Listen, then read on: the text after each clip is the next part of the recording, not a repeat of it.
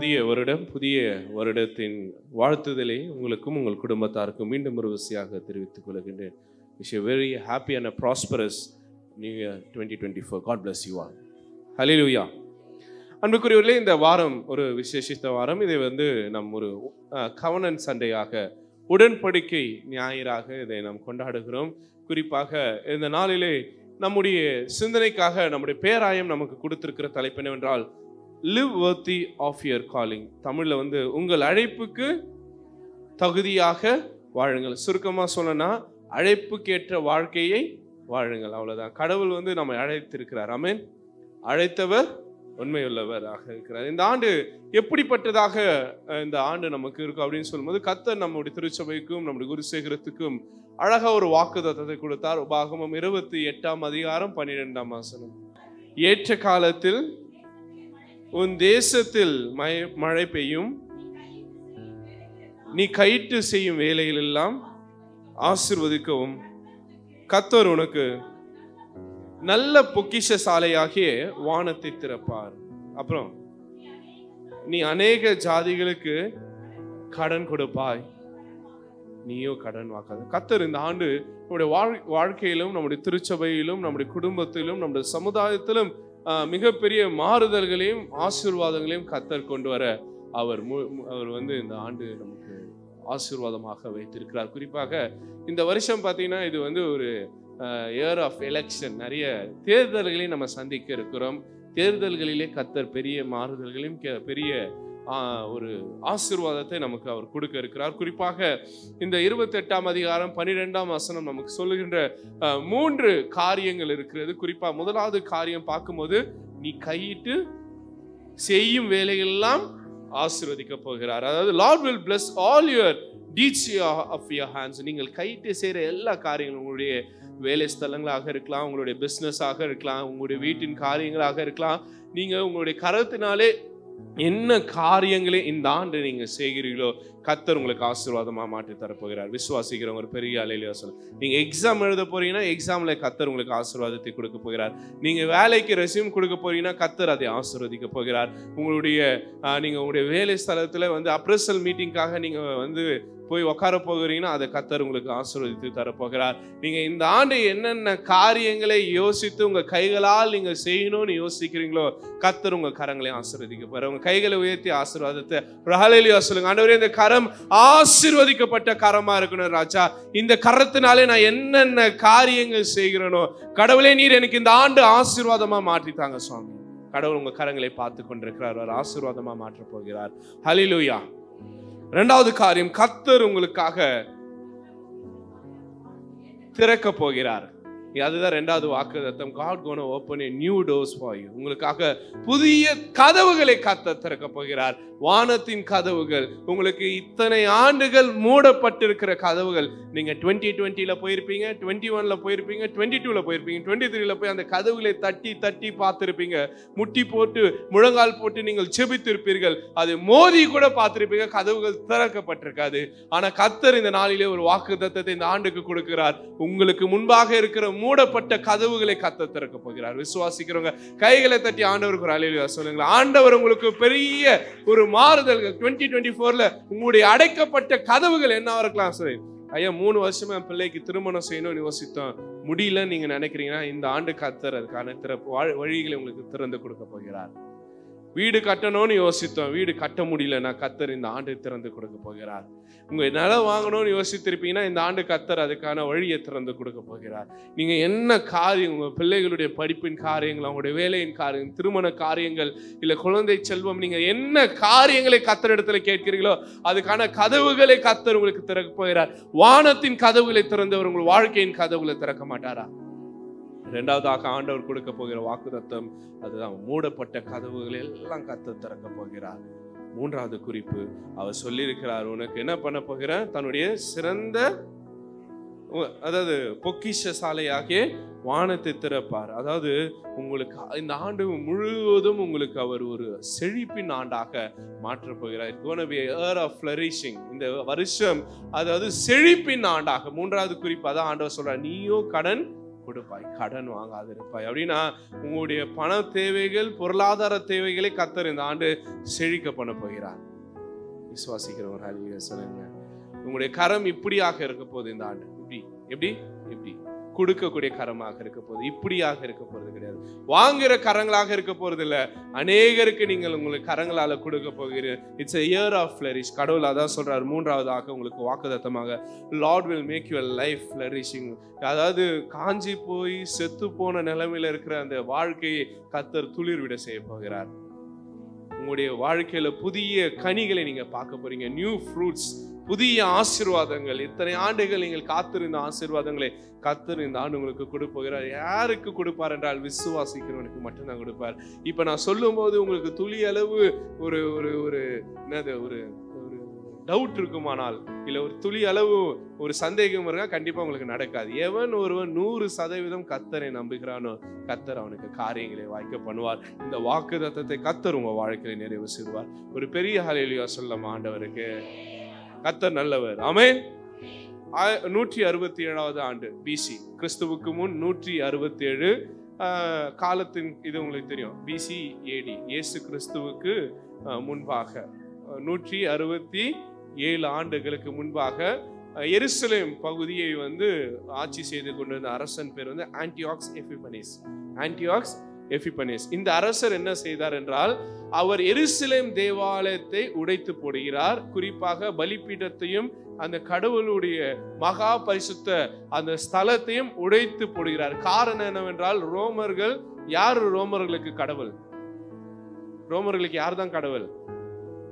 ராஜா தான் கடவுள், சீசர் தான் கடவுள். அதனால மக்கள் யாவே கடவுளை வழிபடக்கூடாது, தன்னை வழிபட வேண்டும் என்று சாலமோன் கட்டின தேவாலயத்தையும் அந்த தேவாலயத்தில் மகா பரிசுத்த ஸ்தலத்தையும் அங்க இருக்கின்ற பலிபீடத்தையும் இந்த ஆன்டியோகஸ் உடைத்து போடுகிறார். உடைத்து போட்டு தன்னை வணங்க வேண்டும் என்ற கட்டளையை பிறப்புகிறார். அன்னிலிருந்து தான் மக்கள் எருசலேம் தேவாலயத்திலே கர்த்தரை வழிபடுகிறதை அவங்க விட்டுட்டு கர்த்தரை எங்க வழிபட ஆரம்பிச்சாங்க தெரியுமா? எல்லா இடங்களையும் கர்த்தரை வழிபட ஆரம்பிச்சாங்க. 167 வரையிலே எருசலேம் தேவாலயத்துக்கு போனதா கடவுளை வழிபட முடியும்ன்ற நிலைமை இருந்தது. 167க்கு பிறகு கடவுளை எங்கும் தொழுது கொள்ளும் காலம் என்கின்ற அந்த தீர்க்க தரிசன வார்த்தையை கர்த்தர் அங்கே நிறைவேற்றுகிறார். கர்த்தரை எல்லா இடத்துல வழிபடுவ மக்கள் ஆரம்பிக்கிறாங்க. சினோகாக் என சொல்லப்படுகிற சிற்றாலயங்களிலும் ஜப ஆலயங்களிலும் கடவுளை வழிபட ஆரம்பிக்கிறாங்க. இன்னைக்கு கர்த்தர் எங்க இருக்கிறாருன்னு கேட்டா, கர்த்தர் திருச்சபையில மட்டுமல்ல, கர்த்தர் உங்கள் வீடுகளில் இருக்கிறார். உங்க கிச்சன்ல இருக்காரு, உங்க பெட்ரூம்ல இருக்கிறாரு, உங்களுடைய பாத்ரூம்ல இருக்கிறாரு, நீங்க உங்க வேலை ஸ்தலங்களில் இருக்கிறாரு, உங்களுடைய கேபின்ல இருக்கிறார். கர்த்தர் உங்க கார்ல இருக்காரு, உங்க வெஹிக்கிள்ல இருக்காரு. நீங்க எங்க போனாலும் எங்க வந்தாலும் ஆண்டவர் உங்களோடு இருக்கிறார். கர்த்தரை நீங்க எங்க ஆராதனை செய்யணும்? கர்த்தரை நீங்கள் எங்கும் ஆராதனை செய்யலாம். நடக்கும் பொழுது, உட்காரும் போது, தூங்கும் போது, படுத்துக் கொள்ளும் போது, நீங்கள் எல்லா இடங்களிலும் கர்த்தரை ஆராதனை செய்ய கர்த்தர் நம்மோடு இருக்கு. அதனால இங்கிலீஷ்ல அதுக்கு பயன்படுத்தப்படுகிற வார்த்தை ஆம்னி பிரசன்ட். அப்படின்னு என்ன அர்த்தம்னா, எங்கும் நிறைந்தவராக, எங்கும் தொழுது கொள்கிறவராக இருக்கிறார். எடுத்தவங்க வாசிங்க 1 கொரிந்தியர் 1:26 வசனம். 1 கொரிந்தியர் 1:26 ரொம்ப அழகான வசனம். எடுத்து வாசிங்க. எப்படி எனில் சகோதரரே, நீங்கள் அழைக்கப்பட்ட அழைப்பை பாருங்க. இங்க இருக்கிற நீங்க எல்லாருமே அழைக்கப்பட்டவர்கள். நீங்க அழைக்கப்படாதனால நீங்க இங்க வந்திருக்க மாட்டீங்க. நீங்க எல்லாருமே யாரால் அழைக்கப்பட்டிருக்கீங்க? கர்த்தரால் அழைக்கப்பட்டீங்க. நீங்க எல்லாம் சொல்லுங்க, நான் கர்த்தரால் அழைக்கப்பட்டவன். விசுவாசிக்கிறீங்களா? நீங்களும் நானும் யாரால் அழைக்கப்பட்டவர்கள்? கர்த்தரால். ஏங்க இந்த கல்யாணத்துக்கு ஏங்க வரல? ஏங்க இந்த வீடுக்கு கிரக பிரவேசத்துக்கு வரலன்னா, அழைப்பு இல்லைங்க அதனால வரல அப்படின்னு. ஏன் ஆலயத்துக்கு வரல? கர்த்தர் உங்களை அழைச்சிருக்கிறார். ஏன் வராம போறீங்க? அழைத்தவர் உண்மை உள்ளவர் ஆயிருக்கிறார். கர்த்தர் உங்களை அழைத்திருக்கிறார். உங்க அழைப்புக்கு நீங்க என்ன பண்ணுங்க? சந்தோஷப்படுங்க. உங்க அழைப்புக்கு தகுதியாய் உங்களை மாற்றிக்கொள்ளும்படி ஆண்டவர் கேட்கிறார். வாசிங்க 1 கொரிந்தியர் 1:26. எப்படி எனில் சகோதரரே, நீங்கள் அழைக்கப்பட்ட அழைப்புக்கு பாருங்கள், மாம்சத்தின்படி ஞானிகள் அநேகர் இல்லை, வல்லவர்கள் அநேகர் இல்லை. யார் இல்ல? பிரபுக்கள் அநேகர் இல்லை. ஞானிகளை வெட்கப்படுத்தும்படி உலகத்தில் பைத்தியமான உங்களையும் என்னையும் கர்த்தர் அழைத்திருக்கிறார். நீங்க நான் யாரு? பைத்தியம். கவலையப்படாதீங்க. யாராவது பைத்தியக்காரன்னா சந்தோஷப்படுங்க. நான் கர்த்தருக்கு பைத்தியமா இருக்கிறேன். நான் யாரு? கர்த்தருக்கு பைத்தியம். ஐ எம் எ ஃப்ரீக் அப்படின்னா கவலைப்படாதீங்க. நீங்களும் நானும் பைத்தியம். அதனால கர்த்தர் அழைத்திருக்கிறார். நீங்க அறிவாளியா இருந்தா கண்டிப்பா கர்த்தர் உங்களை அழைத்திருக்க மாட்டார். ஞானிகளை வெட்கப்படுத்தும்படியாக, இந்த உலகத்தின் ஞானவான்கள், ஜாம்பவான்கள், அறிவாளிகளை வெட்கப்படுத்தும்படியாக கர்த்தர் பைத்தியமா இருக்கிற உங்களையும் என்னையும் அழைத்திருக்கிறார். கர்த்தருக்கு ஒரு அல்லேலூயா சொல்லலாங்களா? ஆண்டவரே, நீர் என்னை அழைத்திருக்கிறீங்க ராஜா. யாரை வெட்கப்படுத்தும்படியாக? ஞானிகளை வெட்கப்படுத்தும்படியாக. படிப்பறிவு இல்ல, ஞானம் இல்ல, செல்வம் இல்ல, ஆள் பலம் இல்ல, அரசியல் பலம் இல்ல, இந்த எந்த பலமும் இல்லாத, ஒன்றுக்கும் உதவாத இந்த பைத்தியத்தை கர்த்தர் அழைத்திருக்கிறார். அழைத்த கர்த்தர் நம்மை ஆசீர்வதித்திருக்கிறார். நம்மை மகிமைப்படுத்த போறேன்னு சொல்லி இருக்கிறார். தொடர்ந்து வாசிங்க அந்த வசனத்தை.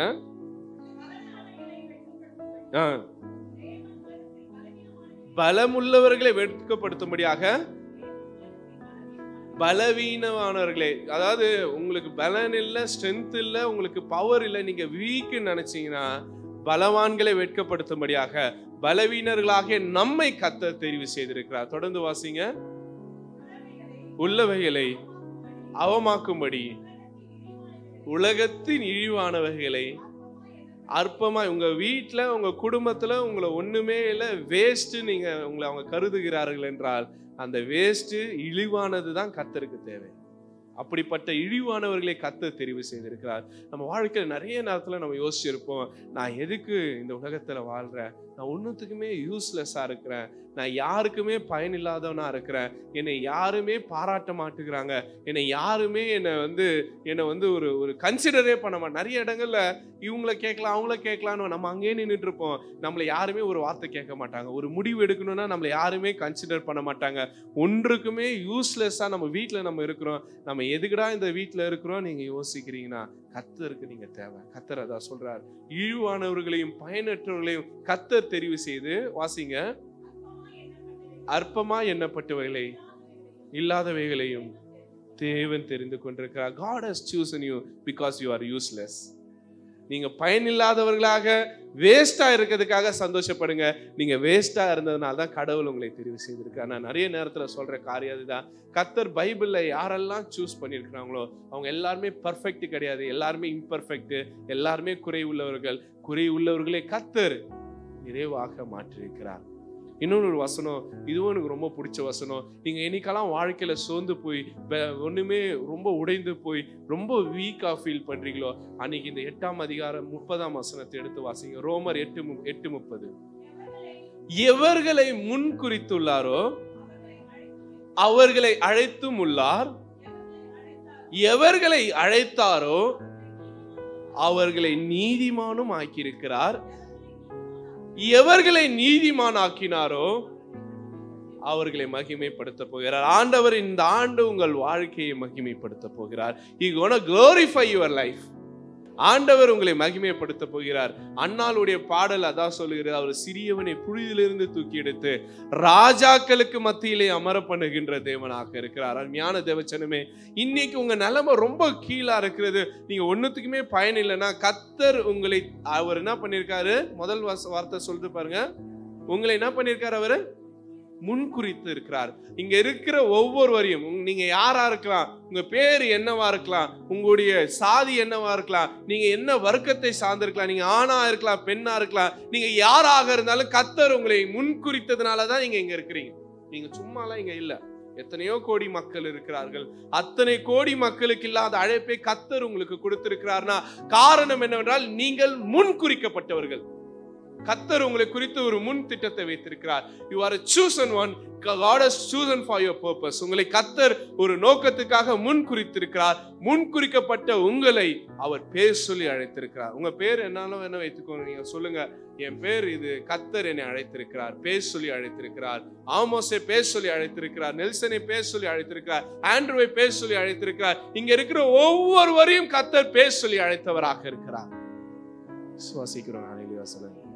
ஆண்டவர் முன்குறித்தார். எவர்களை முன்குறித்தார் அவர்களை அழைத்தும் இருக்கிறார். அழைத்தவர்களை சாதாரணமா அழைக்கல, அழைத்தவர்களை நீதிமான்களாக தகுதிப்படுத்துகிறார்.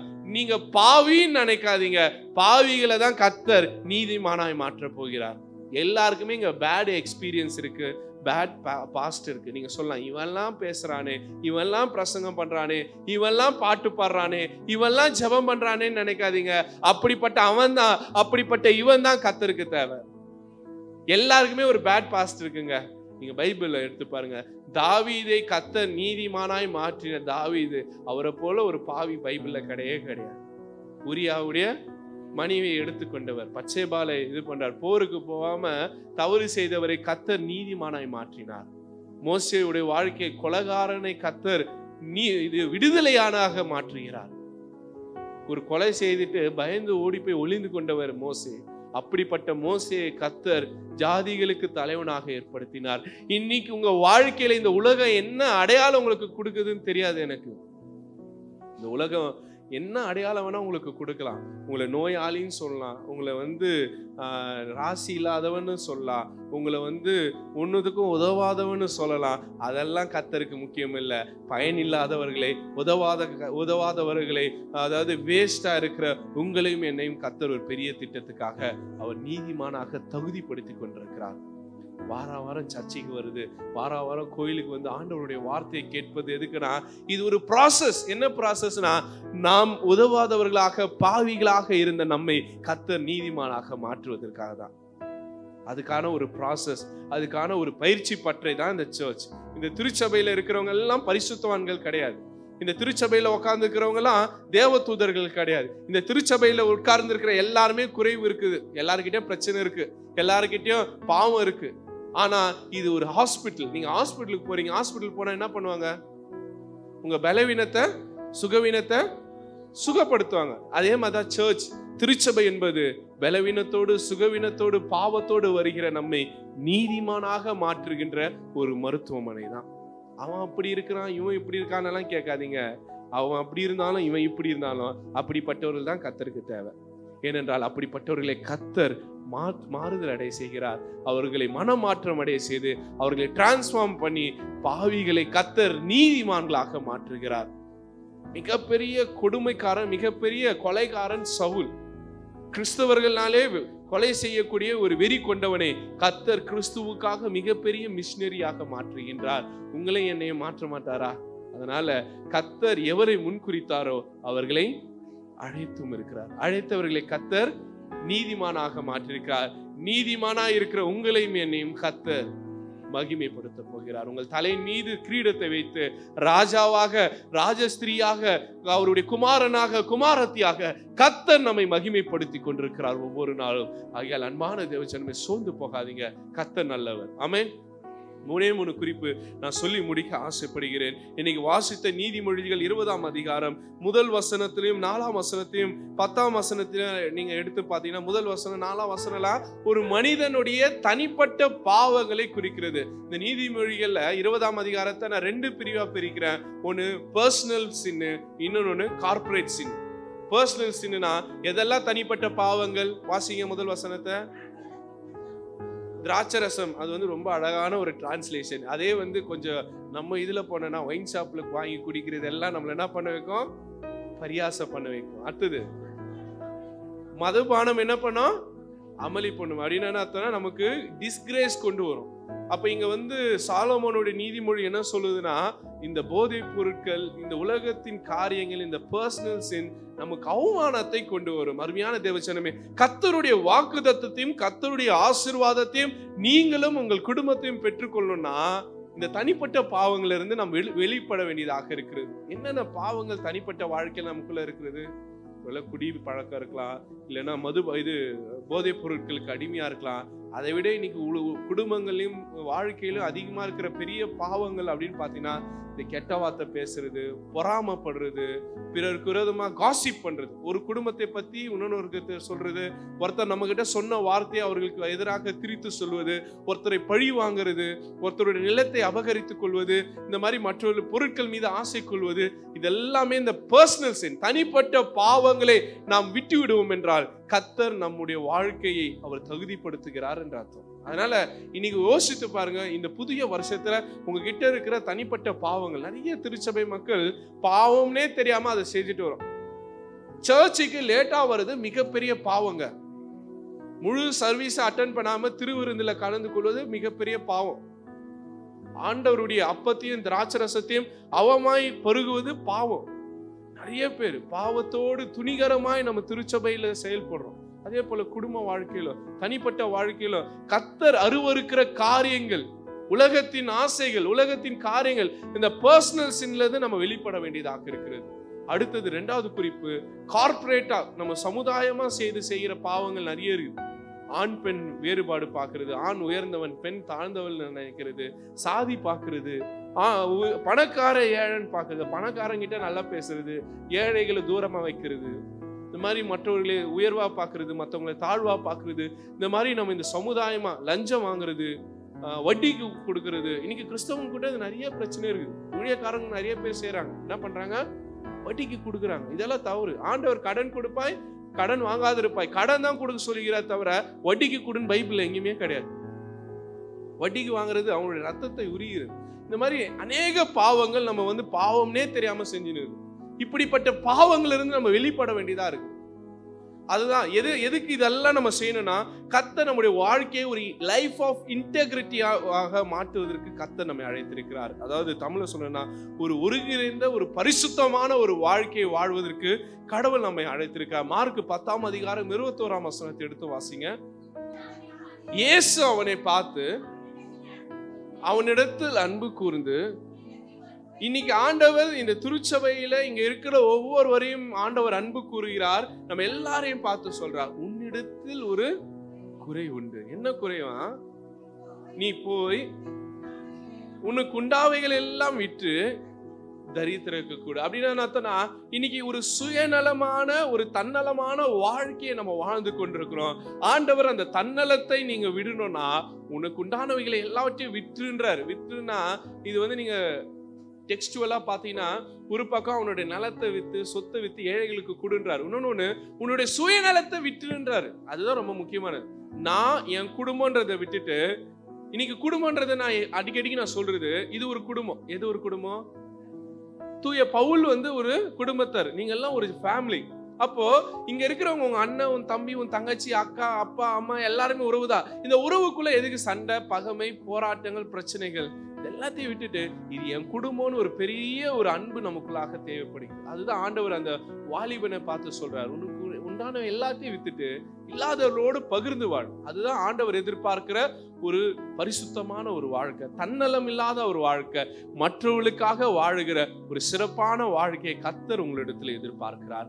2வது குறிப்பு இன்னைக்கு நம்ம வாசித்த ரோமர் 6ஆம் அதிகாரம் 12ஆம் வசனத்துல நீங்க பாருங்க, 12, 13, 14. ஆகையால் நீங்கள் சரீர இச்சைகளின்படி பாவத்துக்கு கீழ்ப்படியத்தக்கதாக சாவுக்கு ஏதுவான உங்க சரீரத்தை, பாவம் ஆளாத உங்க சரீரத்தை எது ஆளக்கூடாது? பாவம். இந்த உலகத்துல நான் சொன்ன பாருங்க, எதெல்லாம் பாவமோ அந்த பாவத்துக்கு உங்க சரீரத்தை இடம் கொடாதீங்க. ஏனென்றால் நீங்கள் நீதிமானா யாக்கப்பட்டிருப்பது உங்களுடைய நல்ல நடக்கையினால அல்ல, கர்த்தருடைய கிருபையினால. நான் சொல்லல, வசனம் சொல்லுது. தொடர்ந்து வாசிங்க. நீங்கள் உங்கள் அவயங்களை அநீதியின் ஆயுதங்களாக பாவத்துக்கு ஒப்புக்கொடாமல் உங்களை மரித்தோரிலிருந்து பிழைத்திருக்கிறதாக தேவனுக்கு ஒப்பு கொடுத்து உங்கள் அவயங்களை நீதி, உங்களுடைய பாடியை நீங்க எதுக்கு யூஸ் பண்றீங்க? உங்க கை, காலு, உங்களுடைய மூளை, உங்களுடைய சிந்தனையை நீங்க எதுக்கு யூஸ் பண்றீங்க? நல்லதுக்கு யூஸ் பண்றீங்களா, அநீதிக்கு யூஸ் பண்றீங்களா?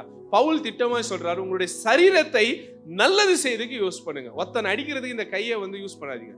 ஒருத்தனை தூக்கி எடுப்பதுக்கு இந்த கையை பயன்படுத்துங்க. ஒருத்தனை எட்டி உதைக்கிறது உங்க காலை பயன்படுத்தாதீங்க. விழுந்தவனை தூக்கி எடுப்பதற்காக உங்க கால்களை கீழே இறங்கி அவரை தூக்கி எடுப்பதற்கு உங்க கால்களையும் கைகளையும் பயன்படுத்துங்க. அடுத்தவனை வாழ வைப்பதற்காக இந்த மூளையை யோசிங்க தவிர அடுத்தவனை அழிப்பதற்காக இந்த மூளையை யோசிக்காதீங்க. உங்களுடைய உடம்புல இருக்கிற ஒவ்வொரு பொருட்களும் நீதிக்கு பயன்படுத்துங்க, அநீதிக்கு என்ன பண்ணாதீங்க, பயன்படுத்தாதீங்க என்றார். 14ஆம் வசனத்தை பாருங்க. கிருபைக்கு கீழ்பட்ட நீங்களும் நானும் பாவத்துக்கு கீழ்பட்டவர்கள் அல்ல. எதுக்காக கீழ்பட்டவர்கள்? கிருபை. அப்போ நீங்க நானும் இந்த சர்ச்சில், இந்த திருச்சபையில அங்கத்தினராக ஆண்டவருடைய பிள்ளைகளாக இருப்பது பாவத்தினால் அல்ல, கர்த்தருடைய கிருபையினால. அப்போ எது உங்களை தூக்கி எடுத்திருக்கிறது? உலகத்தின் காரியங்கள் உங்களை தூக்கி எடுக்கல, மாறாக இயேசு கிறிஸ்துவின் அன்பு தான் உங்களையும் என்னையும் தூக்கி எடுத்திருக்கு. அப்ப அந்த கிருபைக்கு நம்ம உண்மை உள்ளவர்களாக இருக்கணும். அதுதான் இங்க பவுல் ரோம திருச்சபைக்கு எழுதும்போது அவர் மறுபடியும் சொல்ற வசனமா இருக்கிறது. 15ஆம் வசனத்தை பாருங்க. இதனால என்ன? நீங்க யாருக்கு கீழ்ப்படிய தேவையில்ல, நியாயப்பிரமாணத்துக்கு நம்ம கீழ்ப்படியணும்னு அவசியம் இல்ல, கிருபைக்கு கீழ்ப்படிங்க. இந்த நியாயப்பிரமாணம், இந்த சட்ட திட்டங்கள் என்னை மீட்டெடுக்கல, ஆண்டவருடைய கிருபை தான் என்னை மீட்டு கொண்டது. ஆண்டவருடைய சிலுவை மரணம் தான் எனக்கு மீட்டெடுத்தது. அப்ப நான் கடவுளுக்கும் அவருடைய கிருபைக்கும் அவருடைய அன்புக்கும் நான் என்ன பண்ண வேண்டியதா இருக்கிறது? கீழ்ப்படிய வேண்டியதா இருக்கு. அப்ப ஆண்டவர் என்னிடத்துல எதிர்பார்க்கிறது என்னன்னா, எனக்கு ஆண்டவர் கிருபையா இருந்தார், நான் அடுத்தவர்களுக்கு என்னவா இருக்கணும்? கிருபையா இருக்கணும். அடுத்தவர்களுக்கு நான் கிருபை கொடுக்கணும், அடுத்தவர்களுக்கு நான் இரக்கத்தை கொடுக்கணும். I need to be very gracious to others. அடுத்தவர்களுக்கு நான் கிருபை நிறைந்தவனாக, இரக்கம் நிறைந்தவனாக வாழணும். அப்ப நான் என்னுடைய சுயநல வாழ்க்கையிலிருந்து வெளிப்படணும். நான் தாழ்மை உள்ளவனாக வாழ வேண்டியதா இருக்கு. 2 பேர் ஜெபம் பண்ண போனாங்க. ஒருத்தன் யாரு? ஆயக்காரன். இன்னொன்னு பரிசேயன். யாரு? பரிசேயனுடைய வேலை என்னன்னா, ராவும் பகலும் கர்த்தருடைய வார்த்தையை படிக்கிறது, ஜெபம் பண்றது, அதை விளக்குறது, ஆண்டவருடைய நீதிக்காக உழைப்பது. கிட்டத்தட்ட ஒரு மிகப்பெரிய ஊழியக்கார வேலை செய்கிறவன் யாரு? பரிசேயன். இயேசுவும் ஒரு பரிசேயரா தான் இருந்திருக்கிறார். ஓகேங்களா? அவரை பொறுத்த மட்டும் உயிர்த்தெழுதல் இருக்குன்னு நம்புகிறவங்க பரிசேயர்கள், அது வருகைக்காக காத்திருக்கிறவர்கள் பரிசேயர்கள். அப்போ ரொம்ப உண்மையும் உத்தமமான ஒரு கடவுளுக்காக ஊழியம் செய்யக்கூடியவர்கள் இந்த பரிசேயர். ஆயக்காரன் யாரு? ஆயக்காரன் யாரு வேலை செய்யறான்? கவர்மெண்ட்டுக்கு வேலை செய்யலாம். அவனுடைய வேலை என்ன? வரி வசூலிக்கிறவன். இப்போ ஒரு பேங்க்ல நீங்க கடன் வாங்குறீங்க, அது வசூலிக்கிறதுக்கு உங்களுக்கு யார் வருவாப்ல? பேங்க்ல இருந்து ஒரு ஆள் வருவார். அவர் என்ன பண்ணுவாரு? சார் எப்போ கடன் கொடுக்குறீங்க அப்படின்னு கேட்பாங்க. உங்க கழுத்தை பிடிச்சி வட்டி கட்டுவியா மாட்டியா? அவனை பார்த்தா நீங்க சந்தோஷப்படுவீங்களா? அவனை பார்த்தா நீங்க என்ன பண்ணுவீங்க? கோவப்படுவீங்க, வெறுப்பீங்க. வந்துட்டான்டா கடங்கார, கடன் வாங்கிட்டு போறதுக்கு என்ன போய் சொல்லலான்னு என்ன பண்ணுவீங்க? அவனை பார்த்தோன்னு பயப்படுவீங்க. அப்படிப்பட்ட ஒரு பாவத்தை செய்யக்கூடிய ஒரு வேலையை செய்யக்கூடியவன் யாரு? ஆயக்காரன். ஆயக்காரனை பொறுத்த மட்டும் இவங்க எல்லாம் யாரா பாக்குறாங்க? பாவியா தான் பாக்குறாங்க. உதாரணம் சகேயு. சகேயு என்ன சொல்றாரு? ஒரு இடத்துல நானு அநியாயமா வாங்கி இருந்தா, நம்மால என்ன பண்ணிட்டான்? அவன் அநியாயமா தான் வாங்கி இருக்கிறான் நம்மளே முடிவு பண்ணிட்டோம். ஆனா பைபிள் அவன் அழகா ஒரு வார்த்தை பயன்படுத்துறான். இங்கிலீஷ்ல இஃப்னு சொல்லியிருப்பான். If I have did this, நான் செய்து இருந்தால் அப்படின்னா அர்த்தம், அவன் செஞ்சிருக்கலாம், அவன் செய்யாம கூட இருந்திருக்கலாம். ஆனா ஆயக்காரன் நம்மளை பொறுத்தவரை யாருதான்? பாவிதான். அதே குற்றத்தை யாரு பாக்குறா? இந்த பரிசேயன் அந்த ஆயக்காரன் மேல பாக்குறான். அவன் ஜெபமே எப்படி இருக்குது? ரொம்ப தவறான ஒரு ஜெபம். நம்ம கூட நிறைய நேரத்துல அந்த ஜெபம் பண்றோம். அவன் அப்படி இருக்கிறான், இவன் எப்படி இருக்கிறான், நான் உமக்காக இருக்கிறேனே, எனக்கு ஏன் நீ செய்ய மாட்டேங்கிறான்? அவனை பத்தி நீ கவலைப்படாத, உன்னை பத்த மட்டும் நீ பாரு. அடுத்தவனை ஏன் நீ குற்றப்படுத்துற? இந்த குற்றப்படுத்துகிற ஜெபம் கடவுள் அருவருக்கிற ஜெபம். அடுத்தவனை காட்டி நீ கர்த்தர்கிட்ட ஆசீர்வாதத்தை கேட்காத, உன் தேவைகளை சொல்லி கர்த்தர் இடத்துல ஆசீர்வாதத்தை கேளுங்க. அவன் என்ன ஜெபம் பண்றான் பாருங்க. இந்த லூக்கா 18ஆம் அதிகாரம் 14ஆம் வசனம். பரிசேயன் நின்று, தேவனே, நான் பரிகாரர், அநியாயக்காரர், விபச்சாரக்காரன், மற்ற மனுஷர்களைப் போலவும் அந்த ஆயக்காரனை போய் எவ்வளவு கேவலமான ஒரு ஜெபம் பண்றான் பாருங்க. He is pointing out someone and saying not like him. நான் அவனை போல இல்லைன்றா. இன்னைக்கு நிறைய பேர் அப்படிதான் சொல்றாங்க. அவன்லாம் நல்லா இருக்கிறானே, நான் நல்லா இல்ல கடவுளேனா. கர்த்தர் அவனுக்கு ஆசீர்வாதத்தை குத்துக்கிறாரு, அதை பார்த்து நீ ஏன்பா வயிறேறிற? உன் ஆசீர்வாதத்தை நீ யார்கிட்ட கேளு? கர்த்தர் இடத்துல கேளு. அடுத்தவன் தட்டுல என்ன இருக்குன்னு ஏன் நீ எட்டி பாக்குற? அவன் சாப்பாடு அவன் சாப்பிடுறான், உன் சாப்பாட நீ சாப்பிட. எதுக்கு அடுத்தவனை பார்த்து பொறாமப்பட்டு அவனை பார்த்து நீ ஜெபம் பண்ணுகிற? மத்தேயு 7ஆம் அதிகாரம் 1 வசனம் சொல்லுது பாருங்களேன். என்ன சொல்லுது? குற்றவாளிகள் என்று தீர்க்கப்படாதபடிக்கு மற்றவனை குற்றவாளின்னு என்ன பண்ணாத, தீர்க்காத. அடுத்தவனை நியாய தீர்க்கிற வேலை உன் வேலையும் என் வேலையும் கிடையாது, அது கர்த்தருடைய வேலை. Do not judge others. அதுதான் கடவுள் சொல்றார். இந்த ஆளையை தீர்மானம் பண்ணிட்டாரு. யாரு? பரிசேயர். ஆயக்காரன் யாரா? பாவி. அந்த பாவியாகிய ஆயக்காரனை போல நான் அல்ல அப்படின்னு சொல்லிட்டு இப்ப என்ன சொல்றாரு பாருங்க. நான் இப்ப முதல்ல அத்தவனை குற்றப்படுத்துறான், இப்போ செல்ஃப் பூஸ்டிங் பண்றான், தன்னை தானே உயர்த்தி சொல்றான். என்ன உயர்த்தி சொல்றான்? நான் வாரத்துல 2 முறை உபவாசம் பண்றேன், இந்த சம்பாதியத்தில் எல்லாம் தசம பாகம் செலுத்தி வருகிறேன். தனக்குள்ளே ஜெபம் பண்ணா. இந்த ஜெபம் நீ பண்ணாம ஒண்ணுதான், பண்ணாம இருக்குது ஒண்ணுதான், வேஸ்ட் ஆன ஒரு ஜெபம். நான் சொல்ல, ஆண்டவர் சொல்ற. தொடர்ந்து வாசிங்க. அந்த ஆயக்காரன் என்ன பண்றாரா, தூரத்துல நின்று வானத்துக்கு நேரா பாக்குறது கூட அவனுக்கு மனசு இல்ல. தன்னை தான் உணர்ந்து இருக்கான், தன் சுயத்தை உணர்ந்து இருக்கிறான். தன் சுயத்தை உணர்ந்து கொண்டவன் என்ன சொல்றான், தன் மார்பலை அடித்துக்கொண்டு, தேவனே பாவியா என் மேல் கிருபையா. இன்னைக்கு இதுதாங்க ரொம்ப அழகான ஜெபம். அடுத்தவனை பத்தி பார்க்காதீங்க, என் சுயத்தை பாருங்க. பாவியாக என் மேல் கிருபையா. அடுத்து ஜெபம் பண்ணிட்டு என்ன சொல்றான், இவனே நீதிமான்.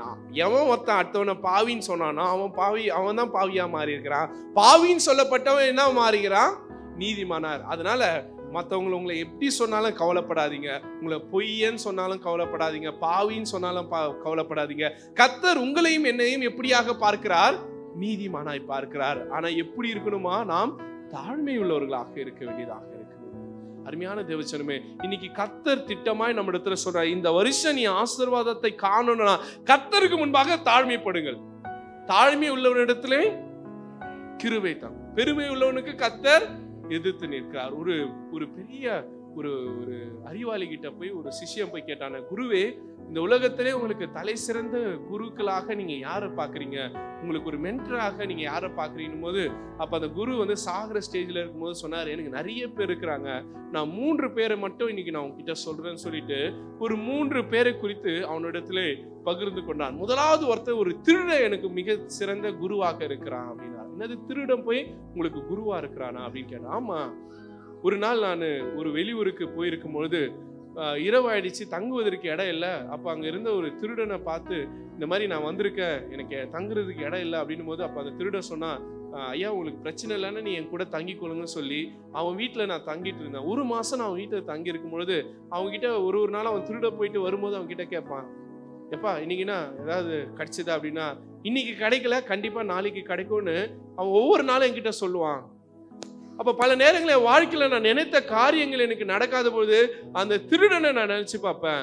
அவன் அன்னைக்கு கிடைக்கலன்னா கூட அவன் சோர்ந்து போல, அடுத்த நாளுக்காக அவன் நம்பிக்கையாக இருக்கிறான்.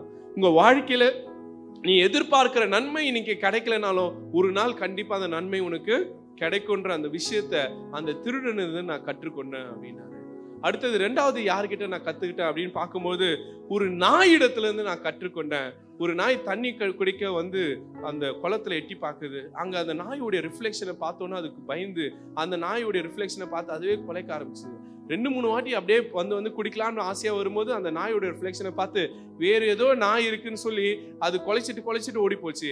ஆனாலும் அந்த நாய் கடைசியா ஒரு முறை 10 வாட்டி முயற்சி பண்ணி ஒரு வாட்டி வந்து தைரியமா குடிச்சுது. எப்படின்னா அது குலைச்சு பார்த்தது, அந்த நாய்கிட்ட இருந்து ஒன்றும் பிரச்சனை வராததுனால தைரியத்தை அது உருவாக்குறது. அப்ப என் வாழ்க்கையில ஒவ்வொரு முறையும் நான் ஒரு காரியத்தை செய்ய முயற்சி பண்ணி நான் தோற்று போகும்போது மறுபடியும் அதை நான் செய்து கடைசியா நான் அதுல வெற்றி கண்டேன். காரணம் அந்த நாய்கிட்ட இருந்த அந்த விடாமுயற்சி தான். இன்னைக்கும் நான் அதே போல ஒரு காரியம் நான் 10 ஆண்டுகளாக செய்யறேன், நடக்கலன்னா கூட 11வது ஆண்டு கூட நான் செய்ய முயற்சி செய்கிறேன். ஏன்னா அந்த நாய் ஒரு வேலையில ஜெயித்தது போல நானும் ஒரு நாள் ஜெயிப்பேன் அப்படின்னு அந்த குரு சொன்னாரு. கடைசியா ஒரு சிறு பிள்ளை இடத்துல இருந்து நான் ஒரு காரியத்தை கற்றுக்கொண்டேன். என்னுடைய அறிவை நான் அந்த சிறு பிள்ளை கிட்ட விளக்குவதற்காக அந்த சிறு பிள்ளை கிட்ட அந்த கேண்டில் இருக்க வெளிச்சம் எங்க வந்ததுன்னு கேட்டது.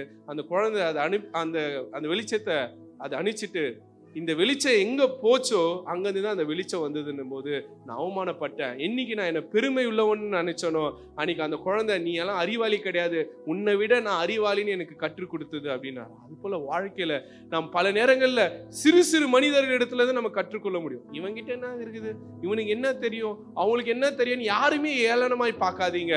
இந்த உலகத்துல கர்த்தர் யாரை கொண்டாவது நமக்கு கற்றுக் கொடுத்து கொண்டே இருப்பார். அதனால எனக்கு தான் எல்லாம் தெரியும், என்ன போல ஒரு அறிவாளி இல்ல, என்ன போல ஒரு பரிசுத்தவான் அல்ல, என்னை போல ஒரு தூய்மையானவன் அல்லன்னு நினைக்காதீங்க. நாம் எல்லோரும் இந்த ஆயக்காரரிடத்திலிருந்து கற்றுக்கொள்கின்ற மிக முக்கியமான காரியம் தாழ்மை. இன்னைக்கு நிறைய திருச்சபைகள்ல அவங்களே பெருமையா நினைச்சுக்கிறாங்க.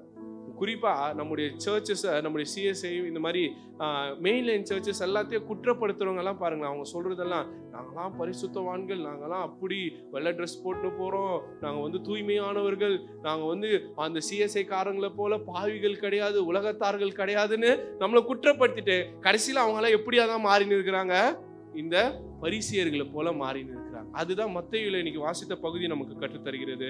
இன்னைக்கு வாசித்த பகுதியை எடுத்து பாருங்க. மத்தேயு 7ஆம் அதிகாரம் 16ஆம் வசனம். அவர்களுடைய கனிகளாலே அவர்களை அறிவீர்கள், முட்செடிகளில் திராட்சை பழமும்.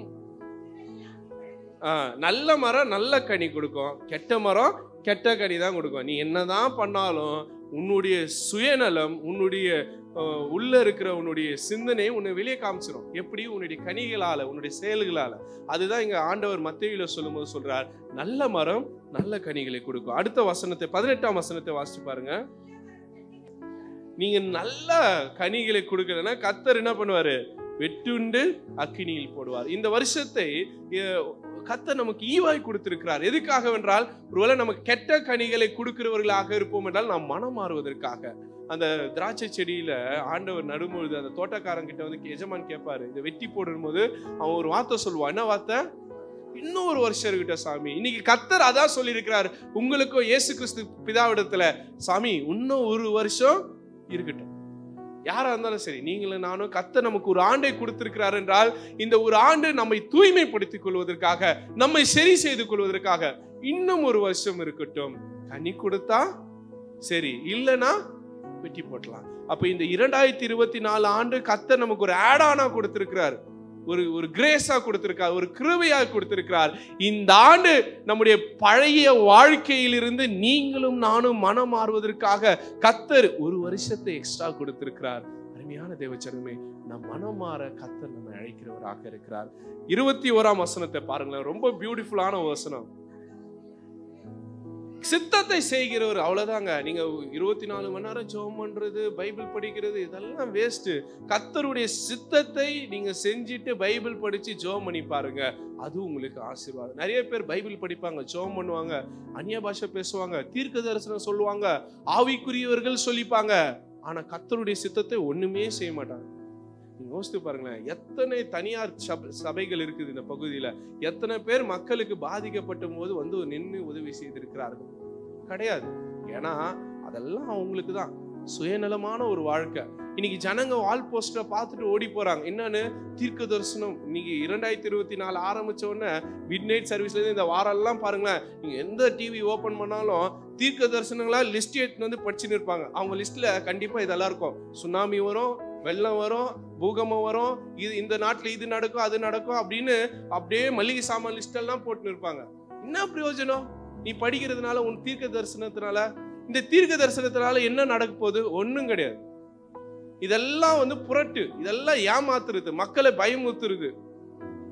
நற்செய்தினா மக்களுக்கு என்ன கொடுக்கணும்? நம்பிக்கை கொடுக்கணும். இவன் பயமுறுத்தி மக்கள் என்ன பண்ணிருக்கிறான்? காணிக்கை பிடிக்கின்னு இருக்கிறான். ஆனா கர்த்தர் என்ன சொல்றாரு? உன் தீர்க்க தரிசனம் வேஸ்ட்ன்றார். வாசிங்க அந்த வசனத்தை. 22.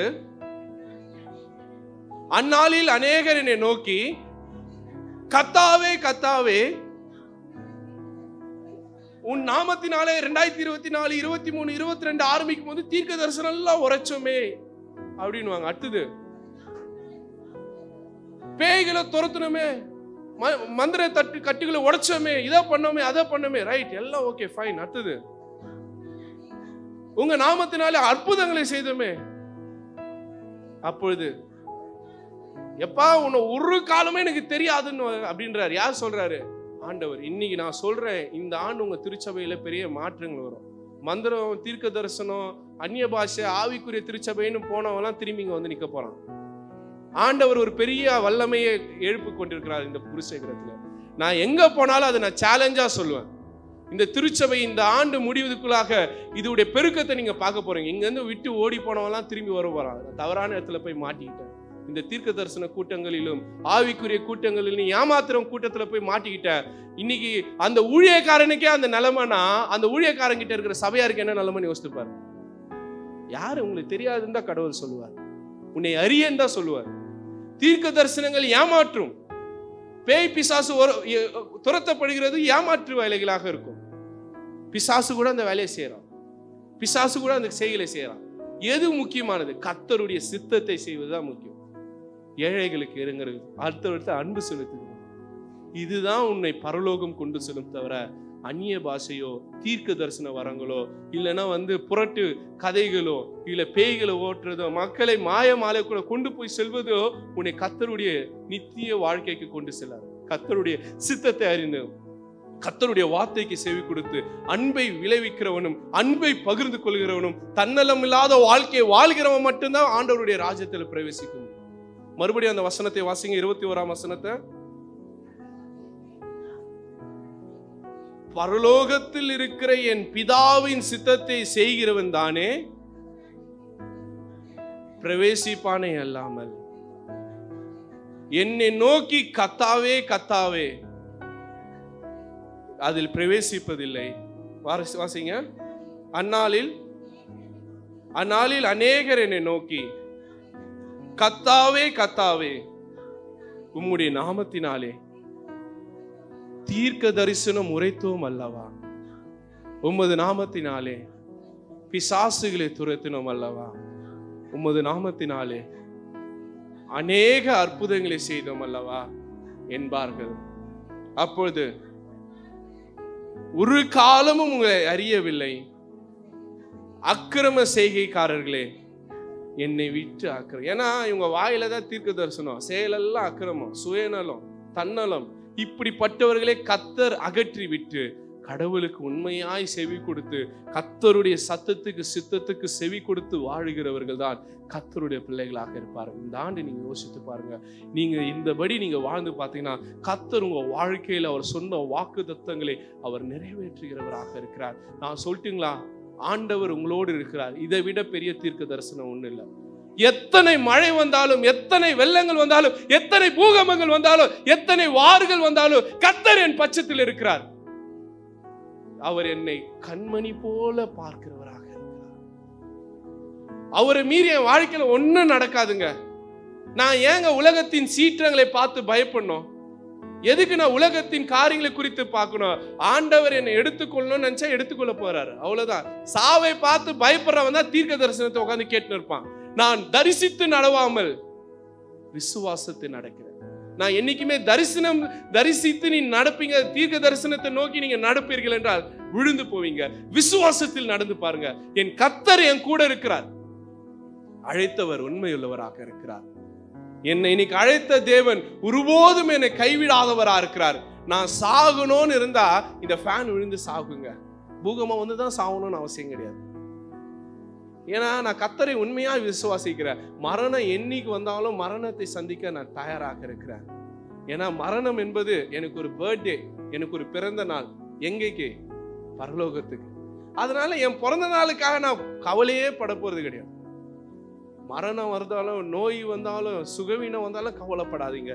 அழைத்தவர் என் கூட இருக்கார். கர்த்தருடைய சித்தத்தை மீறி என் வாழ்க்கையில ஒண்ணுமே நடக்காதுங்க.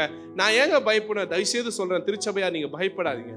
அழைத்தவர் உங்க கூட இருக்கிறார். அவர் அழைத்தவர் உண்மை உள்ளவர். கர்த்தரிடத்தில் நம்ம ஒப்பு கொடுப்போம், ஜெபம் செய்வோம். அன்பின் ஆண்டவரே, இந்த வேலைக்காக நன்றி செலுத்துகிறோம்.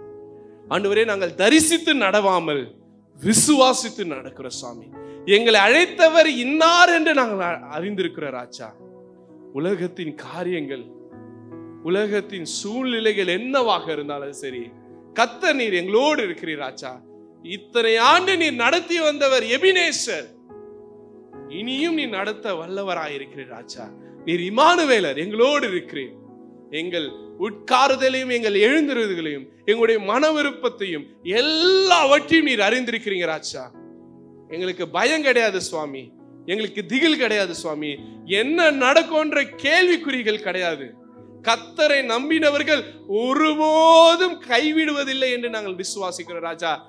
உம்மை நம்பி நாங்கள் இந்த ஆண்டை தொடங்கி இருக்கிறோம் சுவாமி. நீர் கொடுத்த வாக்கு தத்தங்களை வாழ்க்கையில் நிறைவேறப்போது சுவாமி. சூழ்நிலைகள் என்னவா இருந்தாலும் அதை பத்தி எங்களுக்கு கவலை கிடையாது. அழைத்த தேவனை நாங்க நம்புறோம் ராஜா. நாங்க எந்த ஊழியக்காரரையும், எந்த தீர்க்கதரிசிகளையும், எந்த மனுஷர்களையும் நாங்க நம்பல.